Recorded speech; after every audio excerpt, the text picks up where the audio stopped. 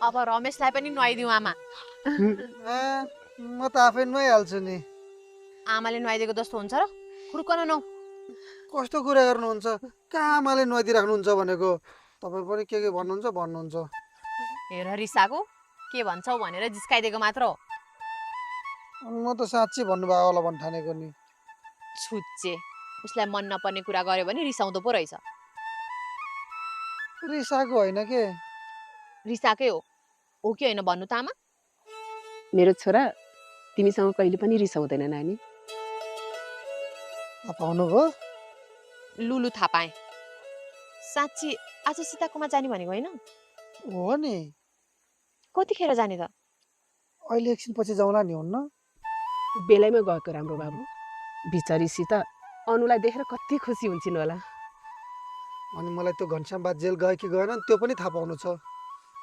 मेरो टाउको फुटाउन लाएर अनुलाई जबरजस्ती घिसार्दै लिएर गएका थिए। त्यो धने मनलाई त झन् पाता कसेर छुट्नु पर्छ। तिनीहरूले तिमीहरूमाथि धेरै अन्याय गरेका छन्। तिनीहरूले सजाय त पाउनै पर्छ। तपाईँ पनि जाऊ न आमा। तपाईँलाई चाहिँ त्यो गाउँमा जान मन लागेको छैन? कुन मुख लिएर जाउँ नानी म त्यो गाउँमा? मैले त्यहाँ जाने अधिकार गुमाइसकेकी छु।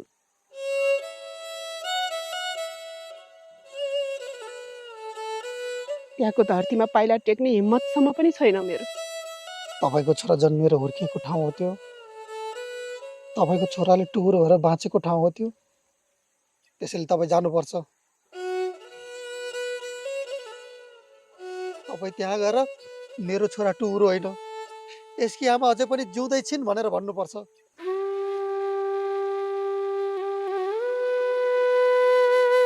मलाई त्यहाँका सब गाउँलेहरूलाई हेर मेरी आमा, म टुहुरो होइन, यिनै हुन् मेरी आमा भनेर देखाउने मन छ।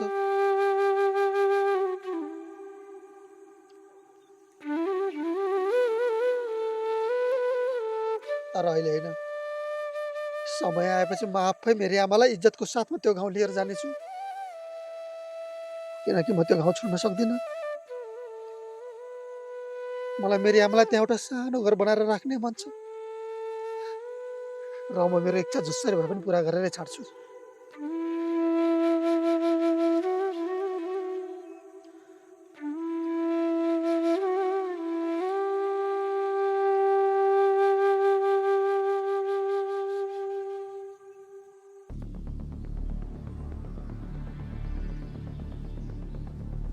होइन किन जानु पर्यो तपाईँलाई रोसे पारी?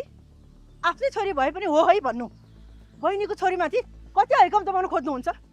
फेरि तपाईँकै बहिनीले मेरो छोरीको खुसी नै मेरो खुसी हो भनिसकेपछि किन तमासा गर्नु खोज्नुहुन्छ बेकारमा? तमासा मैले होइन, तेरो भान्जीले गर्दैछ।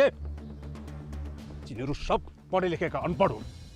आफ्नै छोरी त्यो जावो दुई कौडीको हलीसँग लाग्दा पनि केही गर्न नसक्ने मेरा बहिनी चाहिँ पानी मरुवा लाछी हुन्। तिनीहरूको लन्डनमा जेसुकै गरौँ, तर यहाँ मेरो गाउँमा आएर जे पाते गर्न पाइँदैन। उनलाई त्यत्तिकै छोड्नेवाला छैन।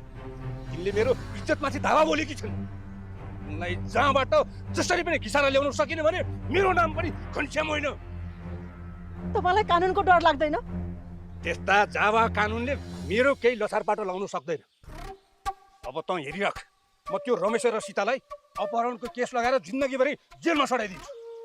तपाईँ पागल हुन लागिसक्नुभयो। दिमाग खुस्किसक्यो तपाईँको। मेरो लोग्नी हो म। लोग्नीको इज्जत गर्न नसक्ने स्वास्नी चाहिँदैन मलाई।